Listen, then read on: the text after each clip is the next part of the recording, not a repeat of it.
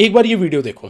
जो एक समय में हमारी समय गणना की नोमेनक्लेचर हमसे छूट के ग्रीनविच तक चला गया था कि हम एक वैज्ञानिक प्रमाण आधारित हमें फिर एक बार महाकाल स्टैंडर्ड टाइम केमिस्ट्री की ओर इसको ले जा सकते हैं क्या? इससे सामाजिक वितरण को, उसके वैज्ञानिक अनुसंधान हो। ये है हमारे यूनियन एजुकेशन मिनिस्टर। इन्होंने साथ में ये भी बोला कि उज्जैन एक ऐसी जगह पे आता है जहां पर इक्वेटर और ट्रॉपिक ऑफ कैंसर एक दूसरे से इंटरसेक्ट करते हैं।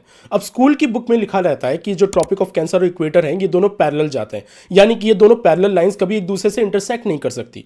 तो ये बात फैक्चुअली गलत है जो हमारे एजुकेशन मिनिस्टर बोल रहे हैं। लेकिन वो ऐसा क्यों बोल रहे हैं? ऐसा इसलिए क्योंकि अगर आप सूर्य सिद्धांता देखें या फिर सिद्धांता और शिरोमणि देखें तो उसमें उज्जैन से एक मध्य रेखा जाती है और उसके हिसाब से इंडिया का खुद का एक टाइम स्टैंडर्ड सेट हो रखा था, यानी कि ग्रीनविच के टाइम से पहले इंडिया का खुद का एक टाइम स्टैंडर्ड था। लेकिन क्योंकि ब्रिटेन एम्पायर काफी फैला और ग्रीनविच में उन्होंने अपनी ऑब्जर्वेटरी बना रखी थी तो जीएमटी एक स्टैंडर्ड टाइम बन गया।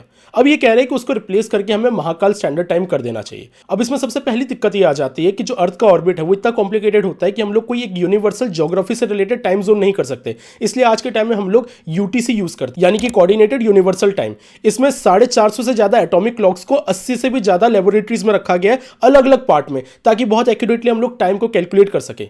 तो चाहे हम लोग उज्जैन में रखें या फिर ग्रीनविच में टाइम जोन रखें उससे कुछ फर्क नहीं पड़ेगा। लेकिन अगर फिर भी हम लोग मान लेते हैं कि उज्जैन को हम लोग रेफरेंस पॉइंट मान लेंगे तो इससे दिक्कत ये होगी कि दुनिया भर की कंट्रीज जो उनके टाइम जोन है वो ऑफसेट में चले जाएंगे और उनको सेट करना पड़ेगा। उसके अलावा वो सारे टेक्निकल कोड जिसमें टाइम के बारे में बात की गई है उन सबको चेंज करना पड़ेगा। साथ ही साथ हमारा जो सैटेलाइट उसके साथ सिंक बिगड़ जाएगा, फ्लाइट नेविगेशन का सिंक बिगड़ जाएगा, यानी कि पूरे वर्ल्ड में एक भयंकर केओस आ जाएगा। और इससे आउटपुट कुछ नया निकलेगा? बिल्कुल नहीं।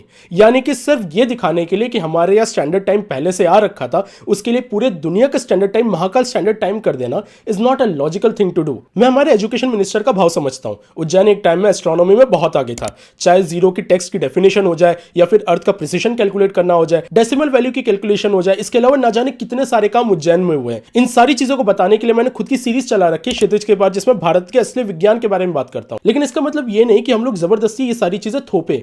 साइंस इसलिए की जाती है ताकि हमारी नॉलेज बढ़ सके और कुछ नया दुनिया को मिल सके।